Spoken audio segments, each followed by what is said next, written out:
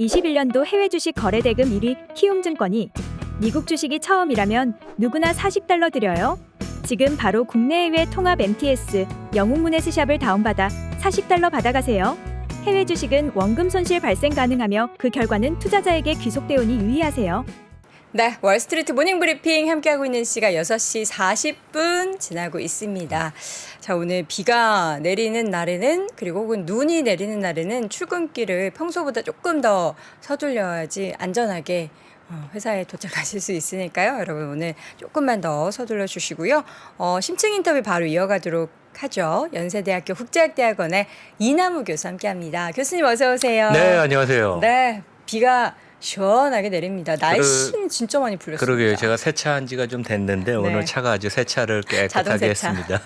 또 비가 뭐 이렇게 부슬부슬 내리면 오히려 세차 안 했을 때 좀 이렇게 얼룩이 지는데 오늘같이 시원한 비는 정말 때를 씻겨 내려가게 해주는 그 정도 비 아닙니까? 그러니까 최근에 뭐 공기가 좀 안 좋았잖아요. 맞아요. 그러면서 오늘 비는 우리 출근하는 분들 좀 힘들긴 네. 하겠지만 공기를 좀 맑게 해주는 그런 효과도 있겠습니다. 네, 그랬으면 좋겠습니다. 자, 오늘 월스트리트 모닝 브리핑 지금 준비해 주신 내용들이 밤에 굉장히 또 빠르게 요 CPI 내용부터 업데이트 해 주셨네요. 어떤 그러니까 이야기? 어제 CPI가 우리 시간으로 한 10시 반쯤 발표됐죠. 그쵸. 근데 이제 뭐 예상대로 나왔어요. 네. 그래서 뭐 제가 간단히 설명은 드리겠지만 이제 그런 얘기를 제가 1월 2일 날 우리 첫날 지난주 월요일 날 나와서 말씀을 드렸죠. 작년 2022년의 키워드는 인플레이션인데 더 이상 아니다. 올해의 키워드는 성장률. 경제 성장률, 이익 성장률. 얼만큼 안 좋아졌다가 이제 회복이 되느냐. 네. 그래서 이제 올해는 경제는 안 좋아지지만 금융시장은 좋아질 것이다. 주식 채권 다 좋아질 것이다. 그런 얘기를 했죠. 그래서 큰 그림은 이제 방향이 맞는 것 같은데, 그러니까 CPI 얘기를 말씀을 드리고, 네. 이제 내일, 그러니까 이제 미국 기준으로 금요일 날, 금융주, 항상 이제 우리 분기 실적은 그 미국의 뭐 JP 모건 이런 데들이 이제 실적을 오픈하잖아요. 그래서 네. 이제 금요일 날 JP 모건, 시티 뱅크 오브 아메리카 실적을 발표해서 이제 4분기 실적 시즌이 시작이 됩니다. 그렇죠. 근데 이제 대부분 회사는 1월 말하고 2월 초에 대부분 발표를 해요. 근데 우리 4분기 실적 그 얘기를 좀 하고 그다음에 이제 은행에 대한 좀 기대 가 어느 정도인지 그 얘기를 좀 살펴보겠습니다. 네. 그리고 이제 제가 계속 얘기하는 게 패밀리 비즈니스. 우리가 이제 순양 기업 그 진양철 회장님이 되게 화제를 했는데 네. 이 패밀리 비즈니스가 원래 되게 좋은 그 투자 대상이에요. 장기적으로 주인 의식을 갖고. 근데 이제 가장 대표적인 패밀리 기업인 LVMH, 루이비통 외에 76개 브랜드를 가진 데가 네. 그 회장이 5명의 자녀가 있는데 그 중에 첫째인 장녀가 좀 더 그 메인 디오르 회사의 이제 CEO로 취임을 해서 시장을 상당히 좋게 반응을 했습니다. 그쪽도 그래서 장자신계인가요? 근데 뭐 되게 능력이 있는 것 같아요. 네. 되게 그동안 계속 경영 관련된 일을 쭉 해와서 그래서 시장은 좀 불안감보다는 좀 편한 마음으로 긍정적으로 반응을 했고 어떻게 네. 보면 LVMH 케어링이 다 중국 리오프닝 소외주예요. 그래서 그 얘기를 좀 하고 그다음에 이제 테슬라 최근에 나온 그걸 보니까 우리 서학개미 주주가 70만 명. 네. 대단합니다. 그러니까 보유 주식이 한 10조 원쯤 돼서 국내 주식하고도 비교해도 카카오 그 우리 개인 투자가들이 들고 있는 금액하고 비슷해요. 그만큼 어마어마하게 많이 갖고 있는데 테슬라 얘기를 좀 하고 특히 아까 제가 이제 LVMH 승계 얘기도 했지만 지금 일론 머스크 다음에 넘버 2 톰 즈 그 뉴질랜드계 중국인이 좀 화제가 계속 되잖아요. 네. 그래서 그 얘기 포함해서 좀 테슬라를 좀 업데이트를 드리겠습니다. 네, 하나씩 또 확인을 해보도록 하겠습니다. 먼저 CPI 예상대로 나왔습니다. 그러니까 우리가 그 옛날에 저도 한참 많이 분석할 때 이제 네. 그림이 나오거나 그림을 이제 그리고 나서 이거 참 그림이 아름답다, 뷰티풀하다 이제 그런 얘기를 하는데 12월 CPI 물가 지수가 예상대로 나왔고 네. 우리가 여기 보시는 건 전월 대비, 그러니까 12월이 11월 대비 얼만큼 올랐나, 전월 대비 아니면 다음 페이지에 보여드릴 것은 전년 동기 대비, 네. 그러니까 12월이 2021년 12월, 1년 전하고 어땠냐. 둘 다 아주 그림이 아름답습니다. 그래서 11월도 이미 급격하게 둔화가 돼서 그 전달 대비 상승률이 0.1%에 그쳤는데 네. 시장이 예상한 거랑 거의 똑같이 나왔어요. 0.1% 감소할 거로 지난달에 나왔는데 실제 숫자는 그 정도 하락을 했습니다. 처음으로 이제 마이너스로 전월 대비 진입을 했고 네.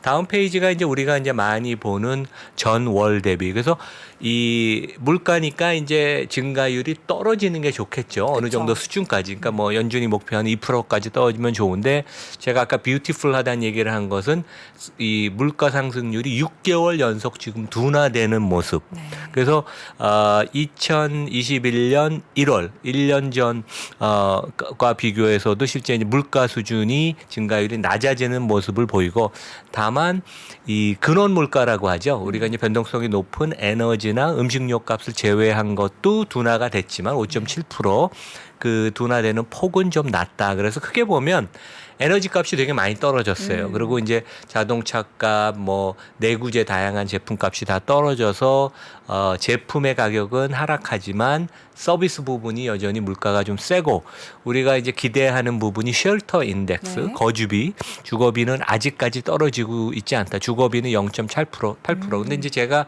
여러 번 말씀드린 것처럼 이것을 지금 재계약이 되는 렌트를 대입을 해서 CPI를 계산을 해보면 네. 지금 거의 전년 동기 대비 CPI 전체의 상승률은 거의 제로에 가깝습니다. 그래서 제이슨 퍼먼이라는 하버드 교수가 이제 계속 업데이트를 해주는데 네. 상당히 이 CPI의 숫자만 봐도 좋고 그 다음에 그 내용도 상당히 건실하고 큰 흐름이 좋다. 이제 그래서 그러니까 우리가 점점 그 인플레이션과 관련돼서는 이제 관심을 좀 덜 기울여도 되는. 네. 그러니까 이제 그동안 연준이 엄청나게 노력을 금리 인상을 많이 한 게 효과가 점차 나타나는 이제 그런 모습이라고 볼 수 있겠습니다. 네. 자, 이 가운데 이제 실적 시즌이 본격적으로 시작이 되는데요. 전체적으로 좀 기대감이 많이 내려와 있는 상황이죠.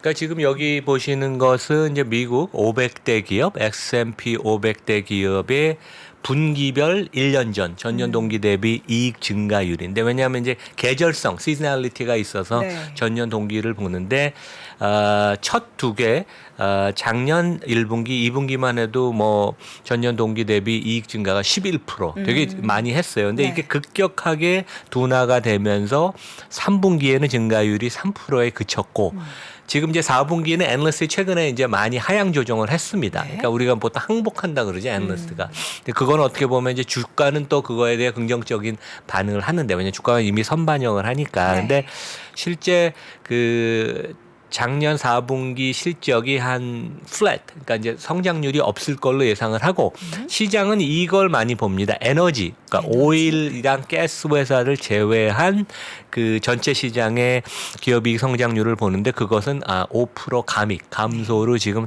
나타나서 시장의 기대치는 많이 내려와서 제 생각에는 큰 어닝스 쇼크는 없을 걸로 보고 이제는 인플레이션보다는 우리가 이제 기업 실적이 진짜 포커스를 해야 되고 가장 중요한 그건 것 같아요. 4분기 실적도 중요하지만 CEO들이 보통 분기 실적에 대부분 다 나옵니다. 애플도 그렇고 뭐 그 저커버그도 메타에도 그렇고 알파벳 CEO들이 나와서 다음 분기 아니면 한 1년 정도 그 가이던스를 뭐 정확하게 숫자를 주거나 아니면 이제 질적인 커멘트를 하는데 대부분 CEO들이 2023년에 대한 전망에 말을 되게 아꼈어요, 그동안. 근데 이제는 이미 우리 2023년이 시작됐기 때문에 네. 이번에 그 4분기 실적의 가이던스가 조금 더 구체화될 것이다. 이제 그런 점을 우리가 좀 포커스를 해야 될 것 같습니다. 예. 네. 자, 이 가운데 우리가 좀 시장 그러니까 이제 각 업종별 실적을 가늠할 수 있는 그런 힌트들을 시장에서 좀 찾잖아요. 준비해 주신 자료 보니까 이제 골드만삭스의 미국 경제 전망인데 여기서 우리가 어떤 힌트를 얻어볼 수 있는 그러니까 걸까요? 이제 그 금년에 기업들이 이익을 내기 어려운 환경이라는 게 작년에는 뭐 쉽진 않았죠. 어려웠지만 작년에는 인플레 핑계를 내고 기업들이 물가 상승을 그러니까 제품 가격을 엄청 많이 올렸죠. 맞아요. 그래서 명목 기준으로 작년에 제가 여러 번 얘기하지만 미국 경제를 거의 10% 성장을 했습니다. 그러니까 실질 성장은 한 2%지만 이제 제품 가격을 많이 올려서 그래도 매출을 발생시키기가 좋은 환경이었는데 올해는 경제도 어렵고 물가 상승에 대한 저항도 많아서 명목 성장률이 작년에 반 정도 수준이 4~5%밖에 안 돼서 기업이 매출액을 증가시키기도 어려우니까 올해는 이익을 내기가 상당히 쉽지 않은 환경이다. 그래서 이 부분이 가장 변수이고 오히려 하여간 물가 금리보다는 우리가 이 점을 좀 주목해야 되겠다. 이제 그런 얘기입니다. 그리고 마진은 역사적 최고 수준의 마진이 유지될까에 대해서는 떨어지겠죠? 그러니까 이제 이게 1950년, 그러니까 지난 한 70년 정도 데이터, 미국 그 정부 데이터인데 네. 미국에 있는 모든 기업의 세전 순이익을 GDP 대비 퍼센티지를 본 거예요. 매출액 대비가 아니라. 근데 뭐 그 큰 추세는 비슷한데 역사상 최고치 14%에 와 있죠. 그래서 이제 그 ESG 하는 사람들은 이런 지적을 해요. 이 기업들이 그동안 생산성도 많이 높이고 여러 가지 잘한 면도 있지만 네. 이렇게 기업이 이익을 많이 내는 것은 노동자들한테 돌아갈 몫을 빼앗아서 그런 게 아니냐. 그래서 이제 최근에 보면 S 관점에서 노조도 미국에 많이 생기고 임금 인상 요구 그런 부분이 너무 과도하게 기업들이 이익을 누리는 것이 너무 이제 지나친 게 아닌가. 그래서 이제 아마 마진은 금년 들어서 좀 전반적으로 압박이 될 것 같은데 미국 기업들이 워낙 뛰어나고 그다음에 최근에 이제 원달러 환율이 옌 달러 환율이 어제 129까지 내려왔습니다. 네. 그래서 달러가 좀 약세로 가면서 기업들이 작년에는 달러 강세 때문에 힘들었는데 수출업체들이 올해는 조금 그런 면에 있어서는 또 쿠션이 있지 않나. 그래서 이제 약간 플러스 마이너스가 좀 상쇄되는 그런 것 같습니다. 네.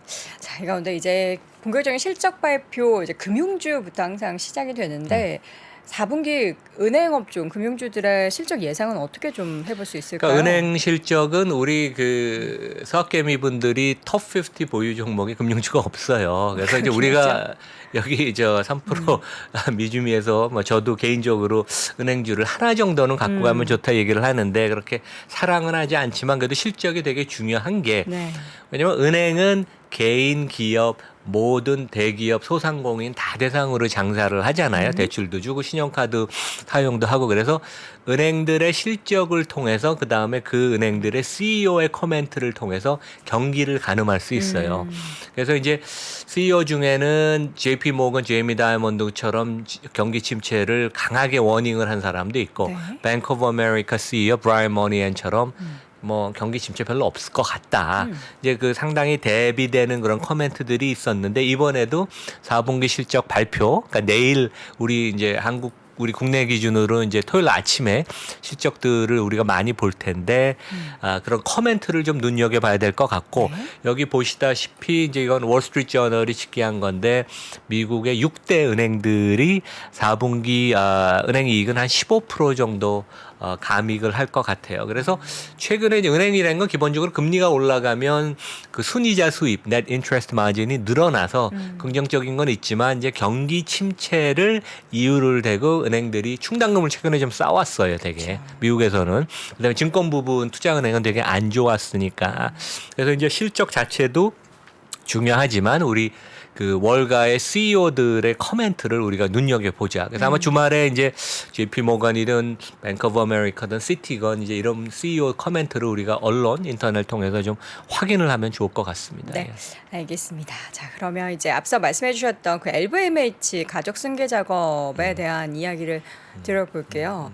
저분이시군요. 그러니까 우리 이제 그 버나드 아르노 그 회장, 그러니까 네. 이제 LVMH는 이제 대표적인 가족 기업이고, 그러니까 프랑스 그 패밀리가 76개 브랜드를 직접 해요. 그래서 이제 자제분들이 이 그 여성분, 그러니까 이제 회장님 아르노 회장님이 70대 초반 중반쯤 되고, 요 따님이 보니까 한 40대인 것 같아요. 근데 이제 이 명품 사업은 한국 사람, 중국 사람도 못하고 미국 사람들은 못하고 영국 사람도 못해요. 버버리도 잘 안 되잖아요. 그래서 역시 불란서 사람들, 그다음에 일부 프랑스. 이탈리계만 잘할 수 있는데 LVMH도 이제 그 창업자인 버나드 아르노 회장이 이제 나이가 많으니까 이제 네. 2세로 넘어가고 그거를 시장은 당연하게 생각하는 것 같아요. 그냥 패밀리가 경영을 하는 게 맞으니까. 그래서 네. 여기 그 그림 사진이 나온 게 그 첫째 따님 장녀인데 경영 수업을 제대로 받고 잘하는 것 같아요. 그래서 이제 얼마 전까지만 해도 그 대표 브랜드 루이비통의 넘버 2, 그러니까 제2인자 그 브랜드였는데 디오르가 루이비통 다음으로 큰 브랜드예요. 네. 거기만 매출액이 10조 원이 넘습니다. 그래서 디오르의 CEO로 선임이 됐고 디오르의 CEO를 하는 분이 루이비통의 CEO로 이제 어떻게 보면 정해진 그런 순서에 따라서 이렇게 올라가는데 시장은 이런 그 패밀리 기업에 특히 이제 좀 경영 능력이 검증이 된 우리 2세들의 그 이제 좀 그 타이틀이 높아진 것을 이제 좋아한다. 근데 제가 이제 말씀드린 것처럼 전 세계의 패밀리 기업들, 뭐 유럽에도 많고 아시아에도 많고 우리 한국에도 뭐 우리나라 재벌 기업이 대표적인 그렇죠. 패밀리 비즈니스, 미국에도 많고. 근데 이제 패밀리 기업은 장점이 워낙 많은 비즈니스 모델이었어. 국내에서는 좀 안 좋은 면도 많이 드러났지만 그래서 장기적인 주가 성과가 여기 일반 기업보다 훨씬 높다. 거의 매년 매출 성장률도 높고 수익성도 높고 재무 건전하고 그다음에 오너십에 기반해서 장기적인 생각을 하고 그래서 실제 뭐 LVMH 같은 데 보면 시총이 500조 원이 넘고 장기 주가 성과가 높습니다. 네. 그리고 저도 이제 최근에 제가 영상을 찍은 것 중에 LVMH는 퍼가 한 25배쯤 되는데 케어링, 구찌를 갖고 있는 케어링이 퍼가 한 15배밖에 안 돼요. 최근에 주가가 좀 안 좋아서 왜냐하면 중국 사람의 구찌 사랑이 너무 커서 그게 오히려 최근에 리스크로 그 브랜드의 피로감 이런 것 때문에.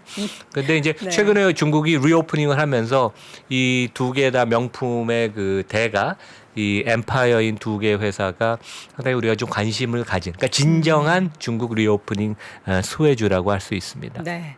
이 패밀리 비즈니스에 대해서 우리 항상 교수님께서 강조를 해주시는데 저희가 이렇게 업데이트된 소식을 보면은 어쨌든 이 승계 작업을 통해서 뭔가 지금도 사실 사상 최고가를 계속해서 경신을 하고 있거든요. 근데 조금 더 이제 결속력 있는 브랜드의 퀄리티뿐만 아니라 시총이 지금 1인데 그 자리를 계속해서 굳건하게 지킬 수 있는 움직임을 좀 기대해 볼 수 그러니까 있겠죠. 이 명품이라는 것은 중국에서 짝퉁 모방을 하기도 어렵고 물론 이제 심천에 가면 짝퉁이 좀 있긴 있습니다. 근데 이 원제품을 복제하기도 어렵고 네. 그만큼 진입 장벽이 있고 대체가 불가능하다. 그다음에 이제 전 세계에 불행이 빈부격차는 커지지만 이제 중산층이 많아지면서 명품을 갖고 싶어하는 그런 욕구 이제 네. 그런 거를 충족시켜주기 때문에 물량도 늘고 제품 가격도 계속 올려서 아마 성장을 계속 높게 할 것입니다. 예. 알겠습니다. LVMH 앞으로의 행보도 지켜보도록 하겠고요. 테슬라 이야기를 좀 해보도록 하겠습니다. 요즘 참 테슬라가 매일매일 쏟아지는 뉴스 속에서 주가가 좀 오르나 싶으면 떨어지는 날이 훨씬 더 많긴 해요. 그러니까 아까 말씀드린 것처럼 우리 서학개미 분들 중에 테슬라 주주가 70만 명. 그다음에 이제 지분율로 따지면 1.7%. 그러니까 일론 머스크 다음에 우리가 이제 대한민국 그 주주를 다 합치면 6위쯤 된다고 그러는데 실제 2, 3, 4위는 네. ETF예요. 그러니까 우리가 실제 액티브하게 주식을 들고 있는 기준으로 톱 3에 든다고도 할 수 있는데 맞아요. 최근에 얘기 많이 나오는 게 일론 머스크가 이제 좀 바쁘시니까 네. 그래서 이제 테슬라 경영을 실제 누가 하느냐. 그래서 이제 톰 주. 그래서 이제 이분이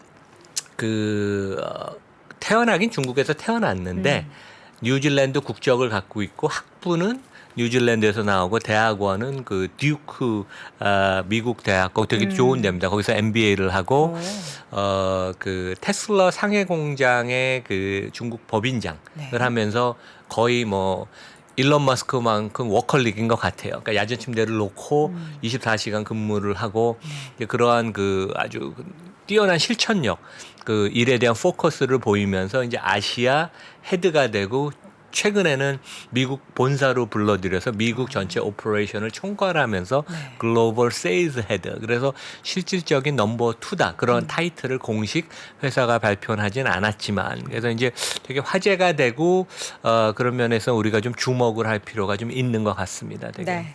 저분 얘기가 참 많이 나오긴 하는데 어쨌든 좋은 측면이 좀 있었으면 좋겠습니다. 워낙에 테슬라 하면 일론 머스크로 집중된 그런 시각이 좀 분산되는 효과를 이 탐 주가 가져가기를 바라보도록 하겠고 늘 질문을 던집니다. 테슬라는 지금 어느 상황이 놓여 있는가 네 가지로 좀 분석을 좀 해보도록 그래서 할게요. 이제 우리 그 뭐 작년에 테슬라 주가 많이 빠지면서 네. 참 우리 모두 다 힘들었는데 그쵸. 지금 이제 뭐 주가가 최근 한 1, 2주 동안 좀 강세를 보여서 약간 뭐 123달러 그 정도 수준입니다. 근데 이제 결국 우리가 네 가지 그 질문을 해야 돼요. 첫 번째는 장기 성장성, 두 번째는 마진, 수익성, 세 번째는 브랜드, 테슬라 브랜드가 뛰어나니까. 그다음에 마지막으로는 이걸 종합해서 밸류에이션이 어떤가. 그래서 성장성이 둔화되는 건 사실이고 최근에 제품 가격을 다 낮췄죠. 국내도 보면 Y 모델을 1,100만 원장까지 깎았어요. 그리고 제가 우리 여의도에 매장이 있잖아요. 네. 제가 며칠 전에 잠깐 가봤어요. 근데 매장이 국내는 좀 한산하더라고요. 그래요? 근데 이제 그 마진은 어느 정도 확보가 되는 게 워낙 수익성이 높았고 그다음에 원재료 값이 좀 떨어지니까 수익성은 조금 악화되지만 크게 무너지진 않는다. 그리고 이제 브랜드는 최근에 이제 일론 머스크 그런 스캔들 이런 것 때문에 이제 브랜드가 많이 망가졌는데 결국 본인이 컴백을 해서 이거는 회복을 시켜줘야 될 것 같고 마지막에 밸류에이션은 이 모든 걸 종합해서 지금 퍼가 20배 수준이면 우리가 길게 보면 리스크 리워드가 되게 유리하다. 특히 이 회사의 장점은 소프트웨어의 엄청난 절대적인 우위 네. 그런 점을 우리가 프리미엄을 좀 줘야 된다고 생각을 합니다. 네.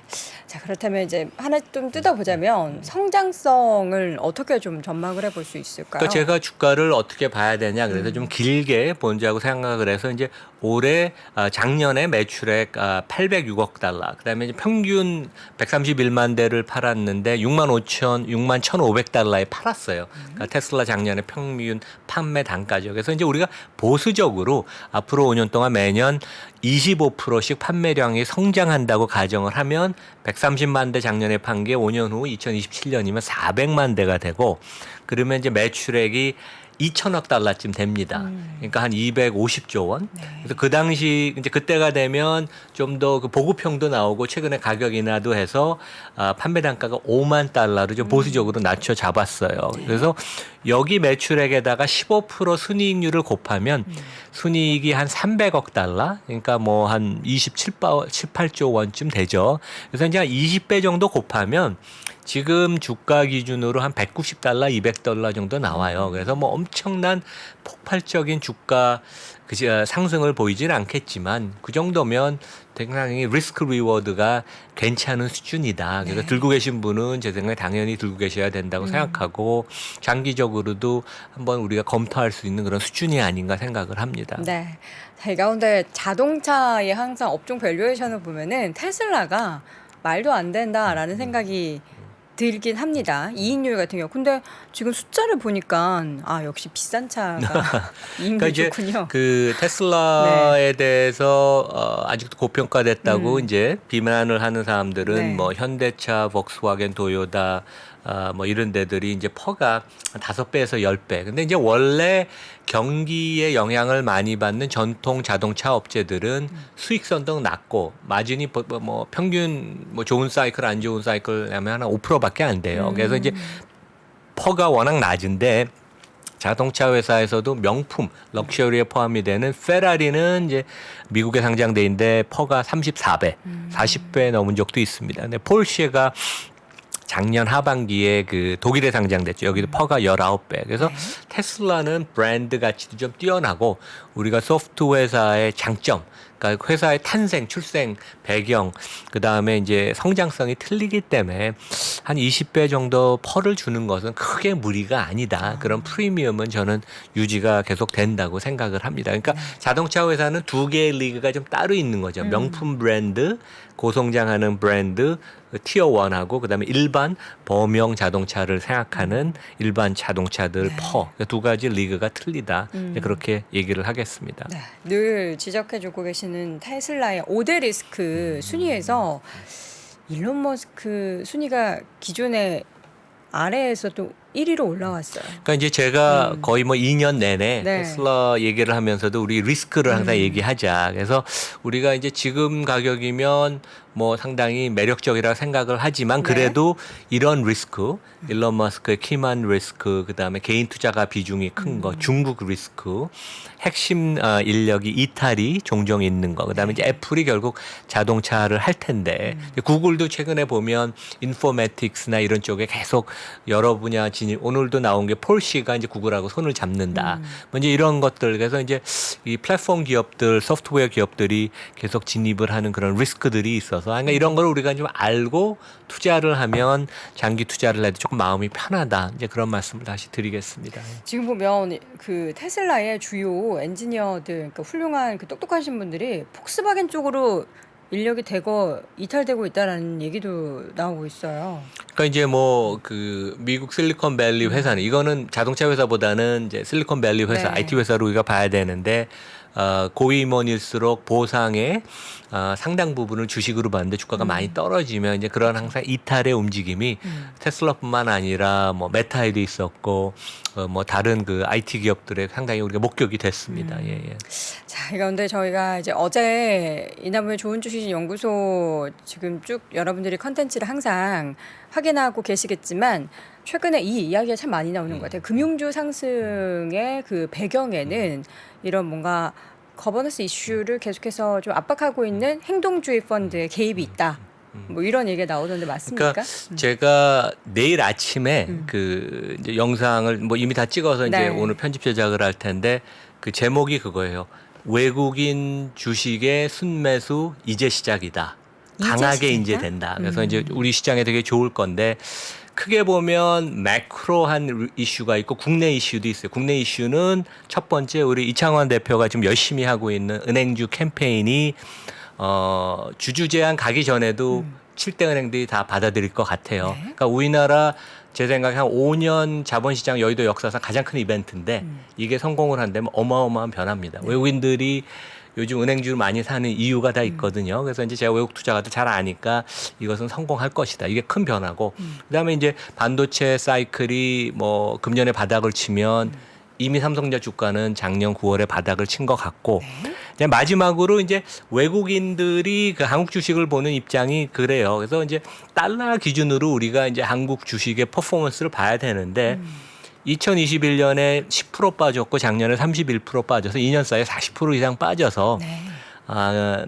이익이 뭐 이제 올해 하반기 아니면 내년에 회복이 된다면 주가 너무 싼 거 아니냐. 그래서 이머징 마켓으로 최근에 자금이 많이 들어오는 게 최근에는 헤지펀드 숏 커버링, 기계주문 알고 트레이딩인데 큰 돈들은 아직 안 움직였는데 제 생각에 움직일 것 같아요. 그래서 외국인 매수가 이제 본격화돼서 시장을 좀 좋게 봐야 된다. 이제 그게 결론입니다. 전체적인 시장에 있어서 외국인 수급 여건도 좋아지겠지만 그 가운데 있어서 금융주 쪽으로의 수급이 많이 유입되고 있는데 관련한 이야기, 주가도 배당도 2배가 될 수 있다.